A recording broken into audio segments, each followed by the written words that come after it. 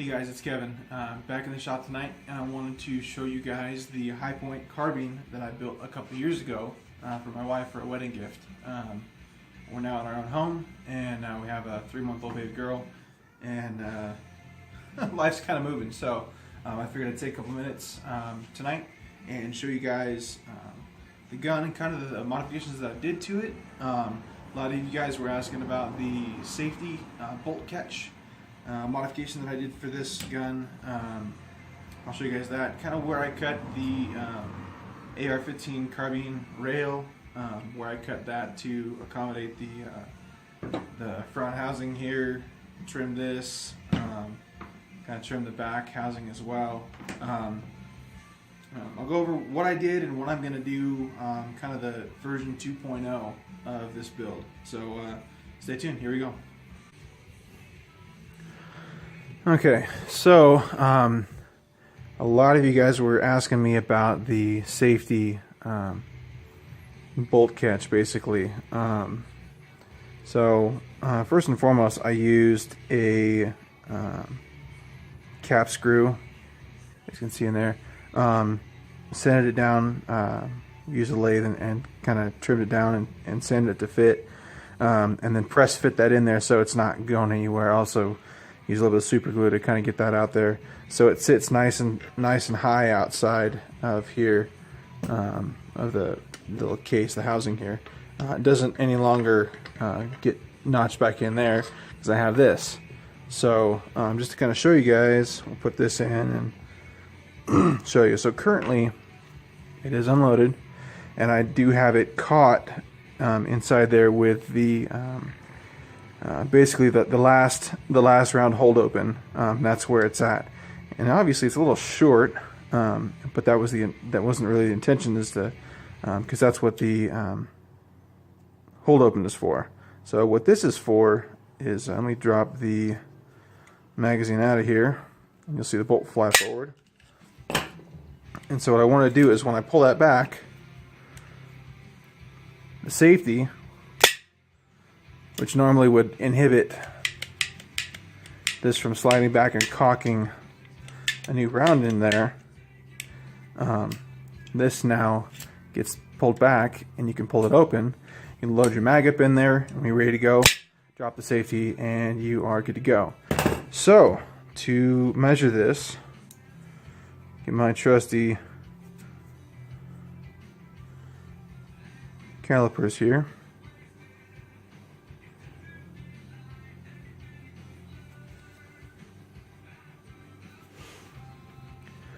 So a measurement from the factory location here, the factory safety detent.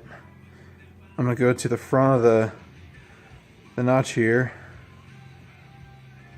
and this front is only just enough clearance for the thickness of the wire here, the steel to safety catch. So the front doesn't matter a whole lot, but let's go to the back here. And we're at 1.2945, roughly 1.3, I guess you can call it, if we really wanted to be. It's not exact, it works pretty close to 1.3 inches.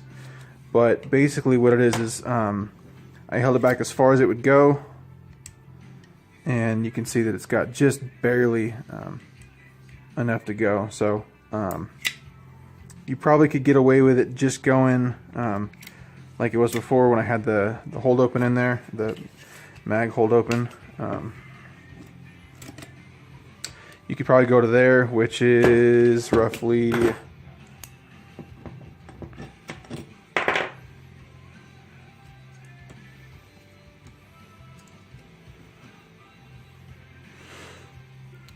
1.76,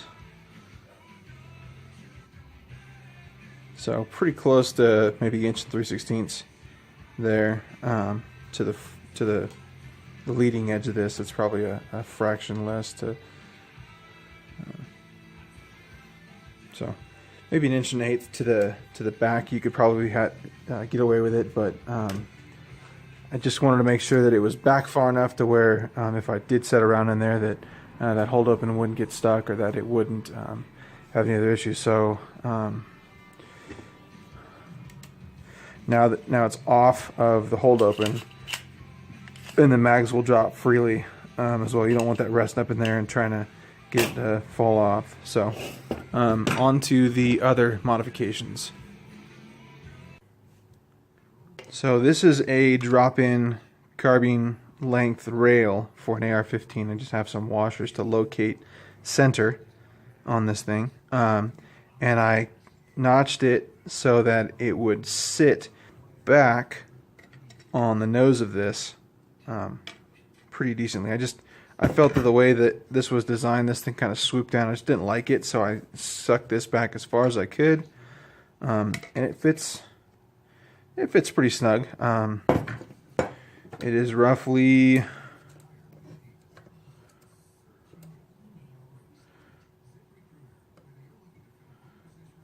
well, 1.38 inches, 1.35 inches. It's not really exact. I just kind of cut it to fit so that they kind of look snug. It's not amazing, it's not super clean, but it does the job, and it seems to work pretty well. So I just added a set screw here. It just so happens that the front and rear of this is threaded. I think it's metric, I forget. But I slotted the top of a bolt, and I ever so gently flattened a section of the top of the barrel here, just enough to get a small little detent in the top of the barrel, so that would kind of stay there.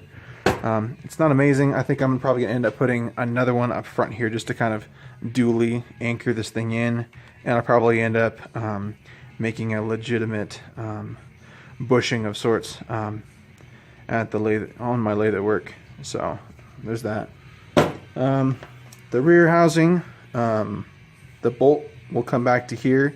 So if you just kind of hog out this honeycombed area, I added some JB weld, which completely shattered, which you guys can see in the first video. I filled this in with some really hard epoxy,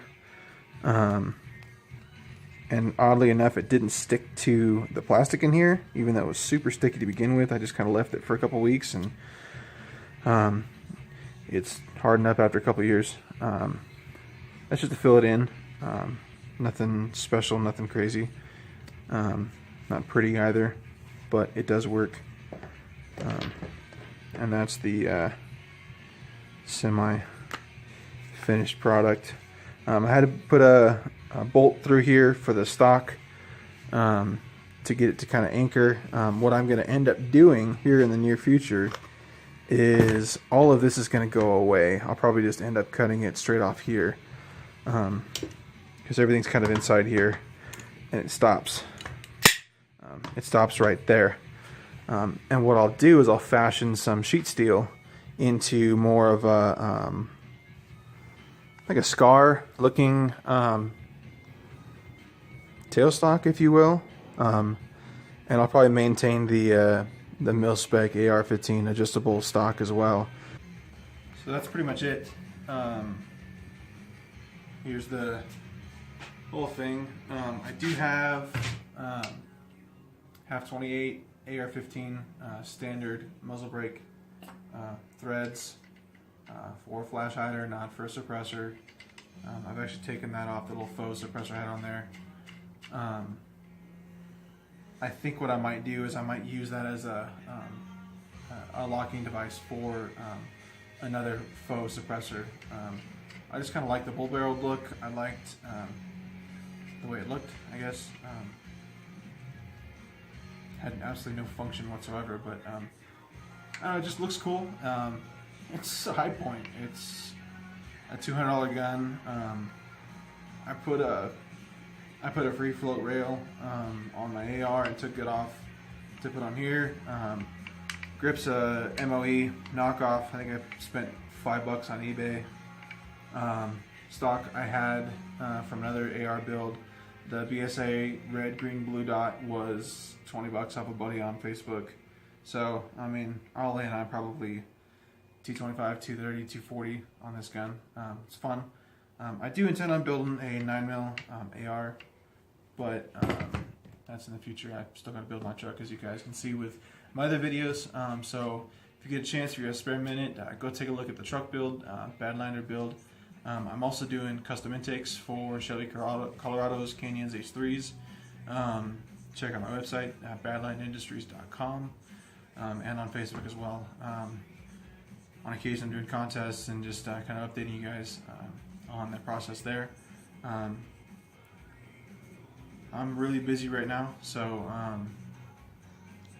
just trying to get projects done as I can, and hopefully I can get this one buttoned back up, and I'll get another video out of the range for you guys to show you how it's working. So